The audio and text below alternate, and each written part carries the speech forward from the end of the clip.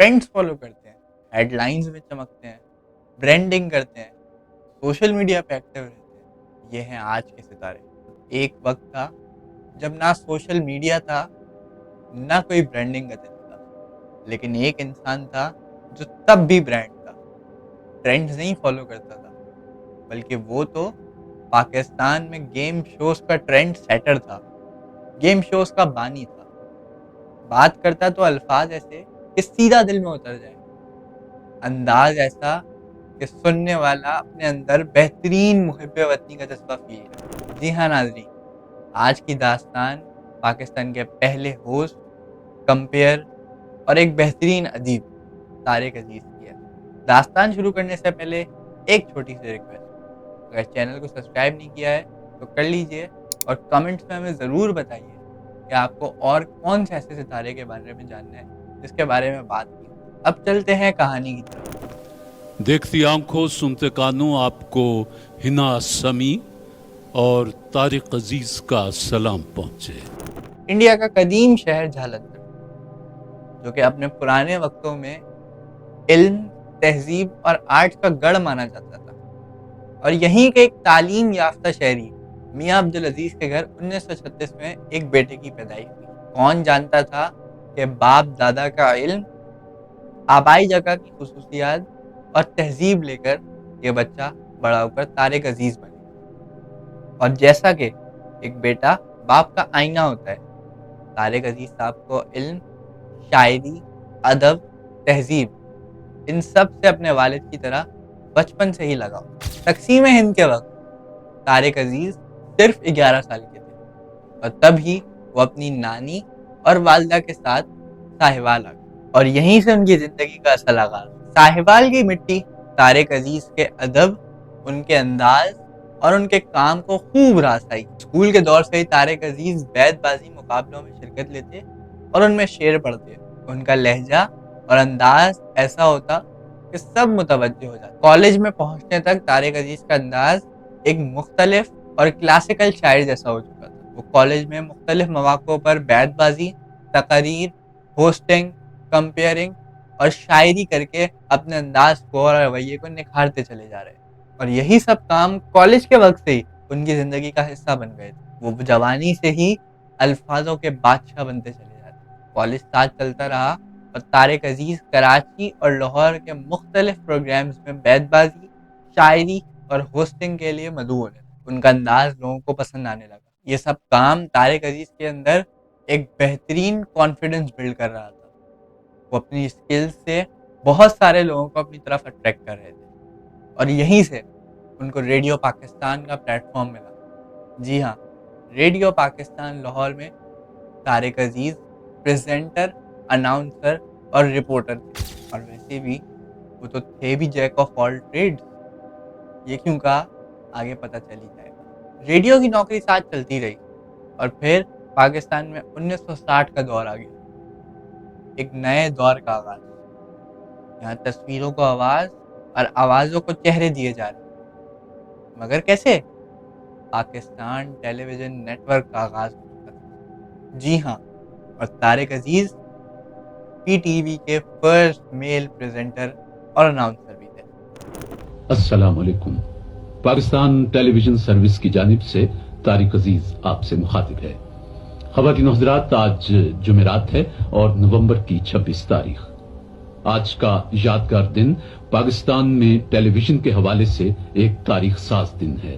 آج وہ دن ہے جب اپنے اس لاہور میں، اس شہروں کے شہر میں، اس کالجوں کے شہر میں، اس باغوں کے شہر میں، اس پھولوں کے شہر میں پاکستان ٹیلی ویژن اپنی نشریات کا آغاز کر پی رہا ٹی ہے. وی اور طارق عزیز کے تعلق سے پہلے آتے ہیں ذرا جیک آف آل ٹریڈز والی بات.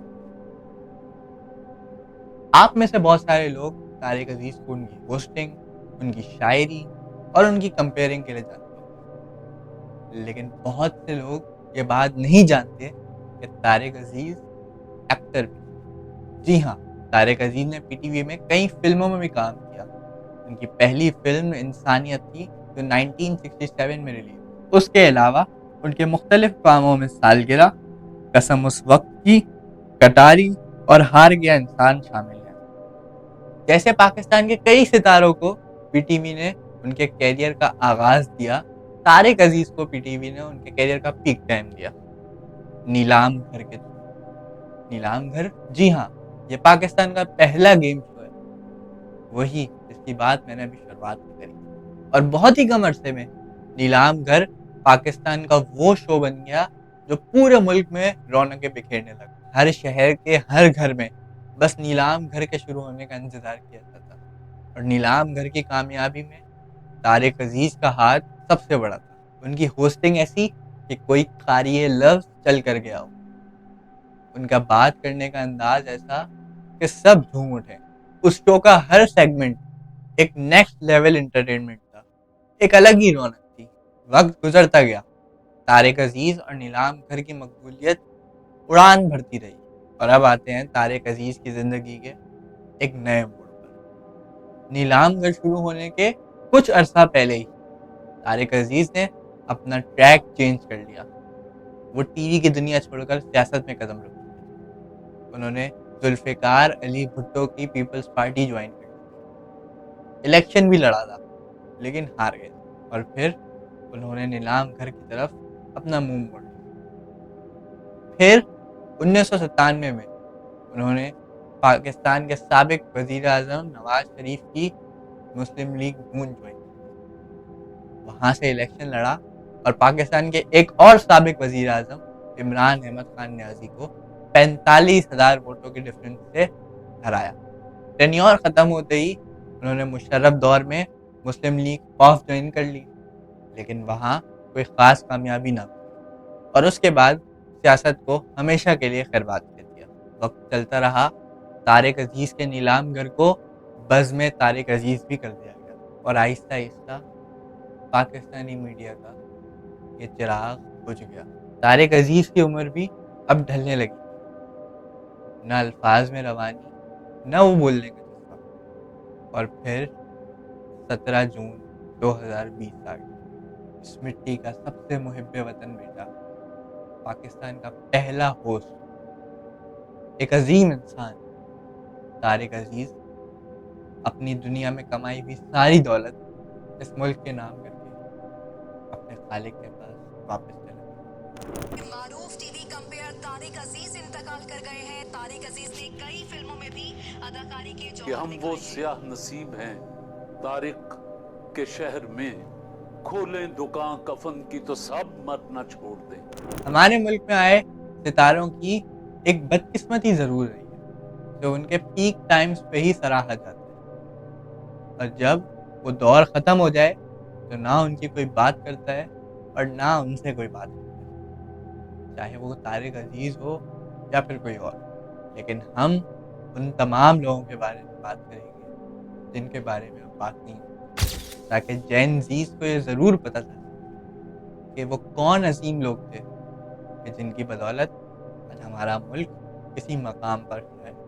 آج دنیا میں اس ملک کے بارے میں لوگ اچھے الفاظ بھی سمجھتے ہیں، اور ان لوگوں کے بارے میں ضرور جو اس ملک کی پہچان ہے۔ اپنا بہت سارا خیال رکھے گا۔